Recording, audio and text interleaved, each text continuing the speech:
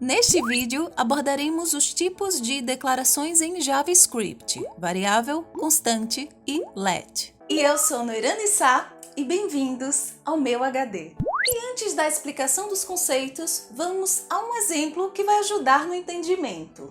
Nas nossas rotinas, é corriqueiro fazer uso de potes para guardar grãos. Vamos fazer algumas classificações desse recipiente. Nome do objeto ou tipo do recipiente: recipiente de vidro, sendo que poderia ser de plástico ou alumínio. Tipo de grão: milho, ainda poderia ser o arroz ou o feijão. E o identificador ou o nome da etiqueta. Nesse caso é milho, mas aqui poderia ser pote do milho ou recipiente do milho.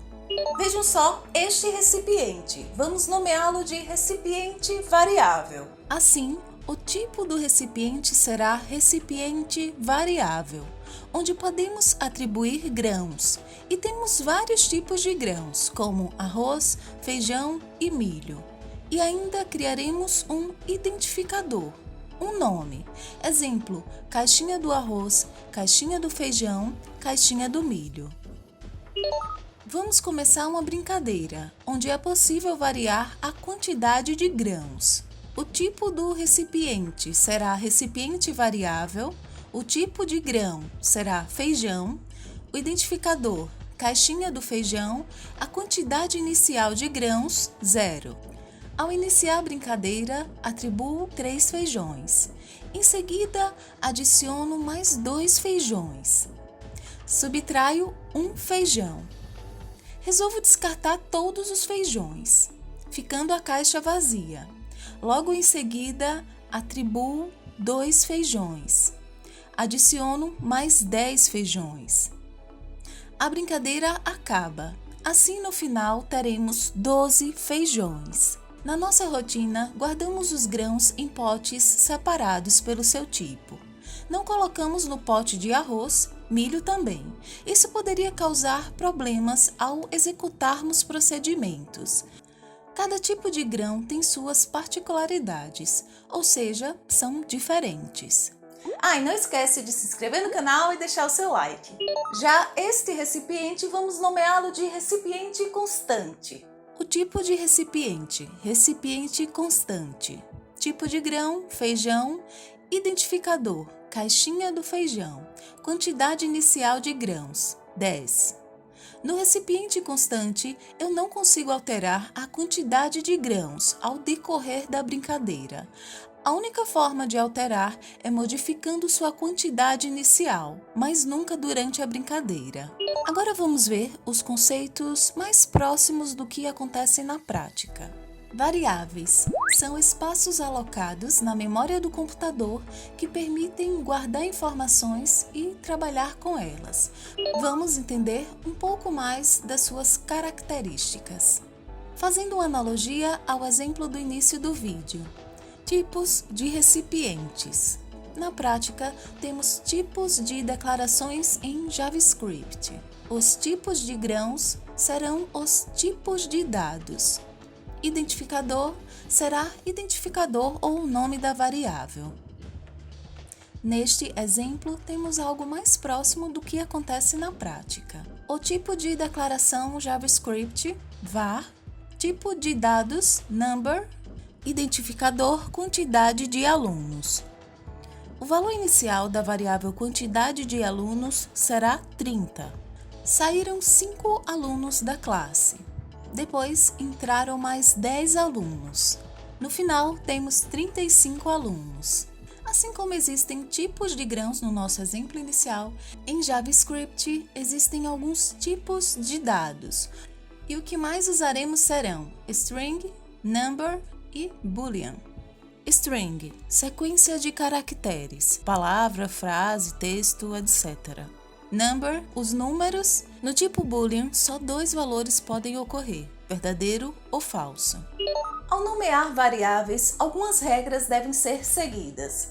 Preste bem atenção, senão o nosso amigo Bug irá visitar você. Principais regras: não pode conter espaços, valor, espaço, média, não é um nome válido para variável. Começar por números, 2, nota. Esse 2 não poderia estar aí. Conter caracteres especiais como os demonstrados na tela. Exemplo, nota barra semestral. Essa barra não podia estar aí. Lembrando que você pode usar o underline sem nenhum problema. E utilizar palavras reservadas da linguagem, como function, var, new e for.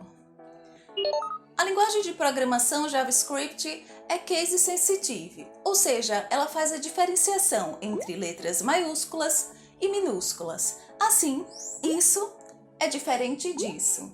Para declarar uma variável em JavaScript, utiliza-se a palavra reservada var. Para fazer com que uma variável receba um dado, utiliza-se o comando de atribuição e é feita através do sinal de igual.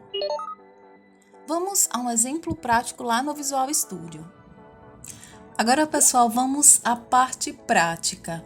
Aqui eu já estou com o Visual Studio Code aberto e eu criei uma pasta lá na área de trabalho chamada Vídeo 2. Eu vou vir aqui em Arquivo, abrir pasta, área de trabalho e procurar pelo Vídeo 2. Selecionar a pasta. E o primeiro exemplo que eu vou estar passando para vocês, não poderia deixar de ser, vai ser o exemplo Olá Mundo. Aqui eu vou vir nesse íconezinho que é tipo uma folhinha com mais, New File. Vou chamar o arquivo de exemplo 001, vídeo 2.html, que vai ser a extensão do nosso arquivo. Aperto Enter para confirmar. Aqui onde o cursor está, eu vou digitar HTML. E vim nessa segunda opção aqui, HTML5. Aqui a única alteração que eu vou fazer é mudar a linguagem para PT, Português do Brasil. Mudar o título do documento. Vou colocar um nome aqui igual ao do arquivo. A primeira tag que eu vou mostrar a vocês é a tag script.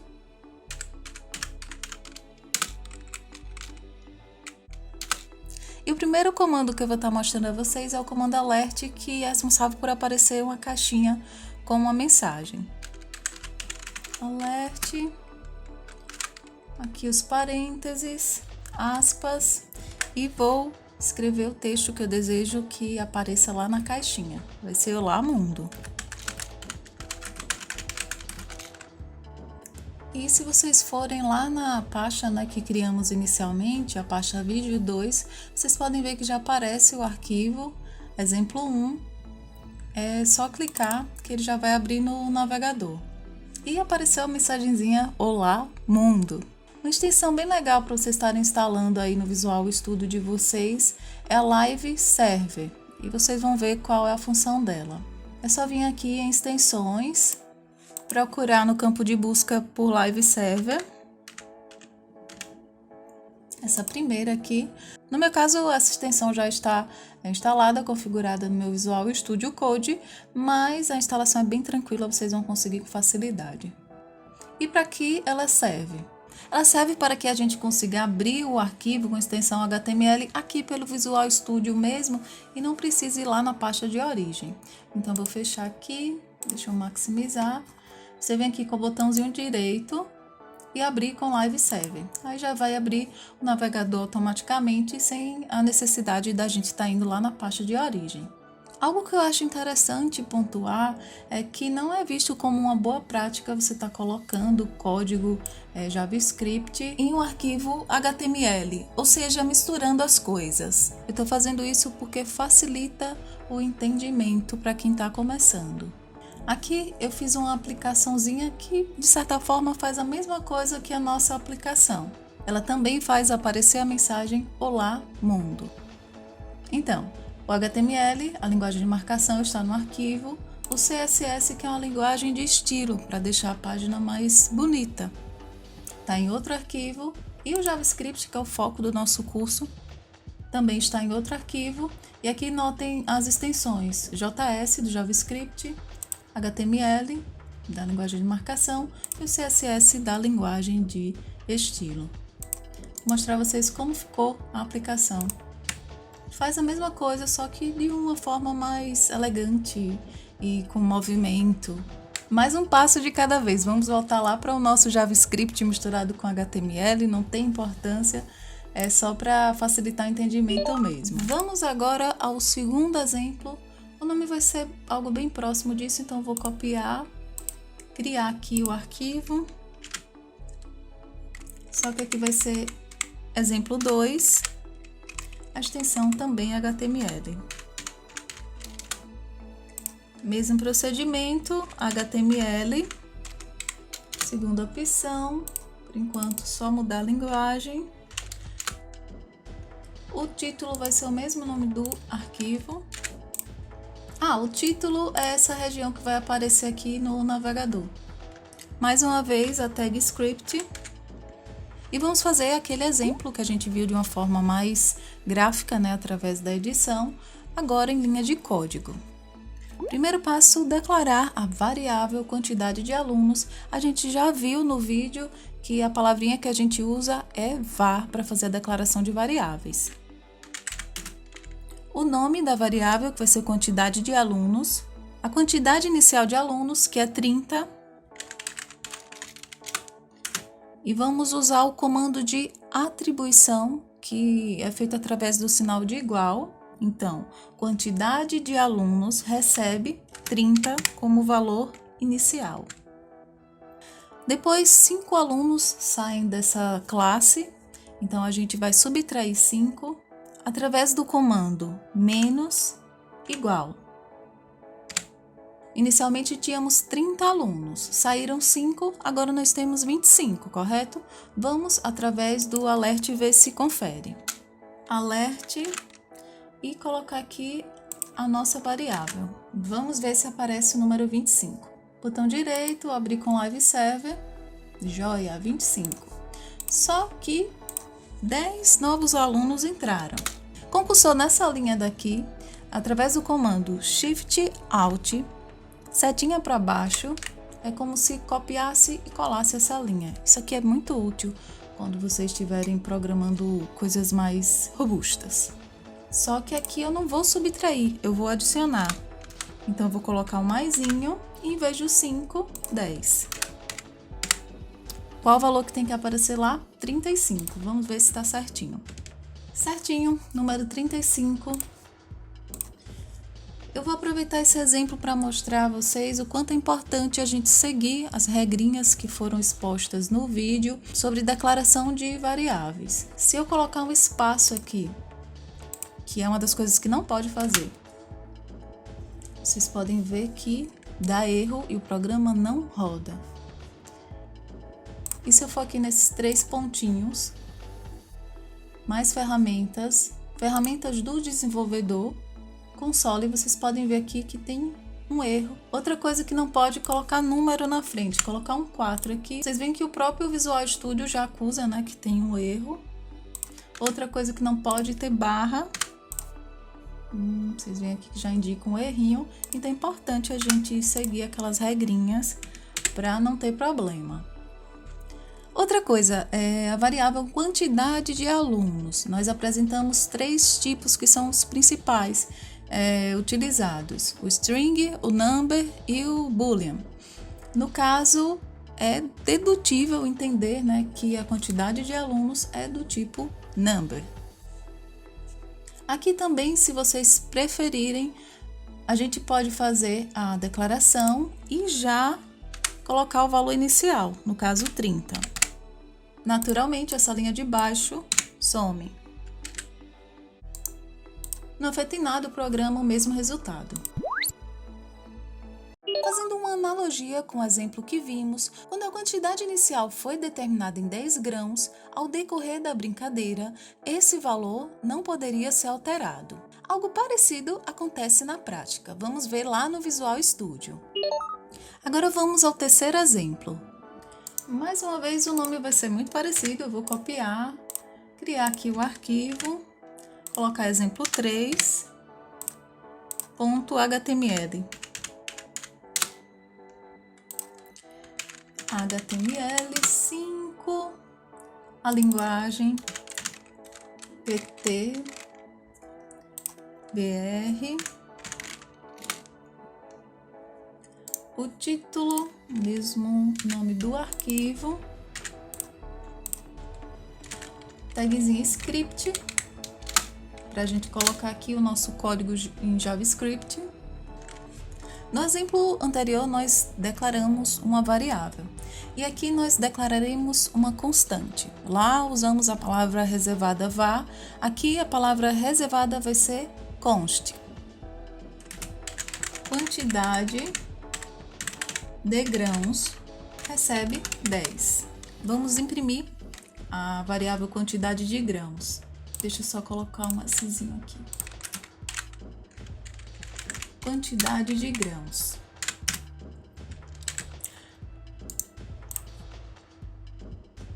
Apareceu o valor 10, tudo bem. Só que, se eu tentar adicionar um valor a essa constante quantidade de grãos, tentando adicionar 5 unidades à constante quantidade de grãos, a gente já sabe que isso não vai dar muito certo. Vocês podem notar que dá um erro e o programa não roda. Porque é uma constante, uma vez tendo a sua atribuição inicial, ela não pode estar alterando de valor. Vou mudar aqui para variável, só para vocês notarem que o programa vai rodar sem problema. Apareceu o número 15. Então, deixa eu mudar aqui novamente para const e tirar essa incrementação aqui, porque a gente não pode fazer isso com constantes.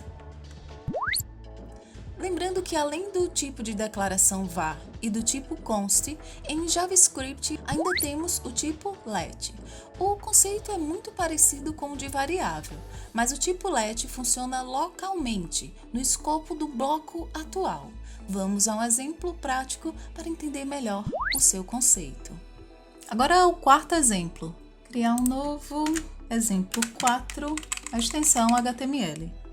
Como eu falei, o let é muito parecido com o var, só que ele funciona a um nível local, no bloco da sua criação. Parece um pouquinho complexo, mas com o exemplo vai ficar bem mais fácil. Aqui eu estou usando o comando if, o comando se, mas vocês não precisam se preocupar com isso agora, a gente vai ver depois no curso. É só para criar um bloco de código que vai ajudar na explicação.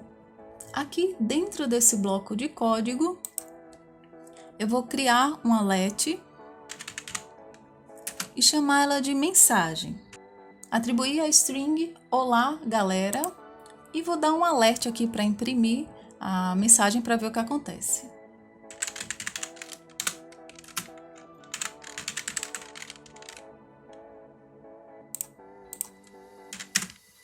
Ok, apareceu normalmente. Por quê? Porque nós estamos ao nível local, dentro do bloco. Agora, se eu coloco esse alert aqui fora do bloco, vamos ver o que acontece. O programa não roda, dá um erro, porque o let só funciona ao nível local. Diferente da variável. Vamos colocar um var aqui só para vocês terem uma noção. Funcionou normalmente porque o var funciona ao nível local e também ao nível global. Deixa eu só mudar aqui novamente para o let. Vou colocar aqui só em formato de comentário. O que é um comentário? É uma linha de código que não vai contar para o programa. É só para o programador lembrar de alguma coisa ou pontuar algo importante. No exemplo 5, devemos calcular o quádruplo de um número. E temos uma novidade aqui, o comando prompt, que serve para capturar alguma entrada digitada pelo usuário.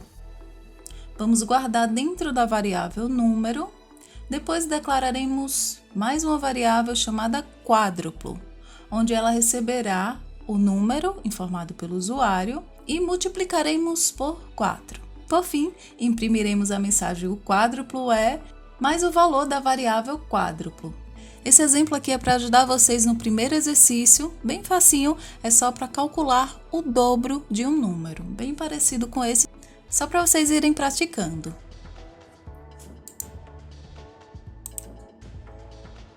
Colocar aqui o número 2, o quádruplo é 8, vamos ver se está certinho. Mais uma vez, 3, o quádruplo é 12, certinho e por aí vai. Pessoal, a resolução de todos os exemplos e exercícios vão ficar hospedadas lá no GitHub. O link é github.com/meuhd. E também ficará disponível esse PDF com resumo das aulas e os exercícios lá no GitHub também. Até o próximo vídeo. Fui!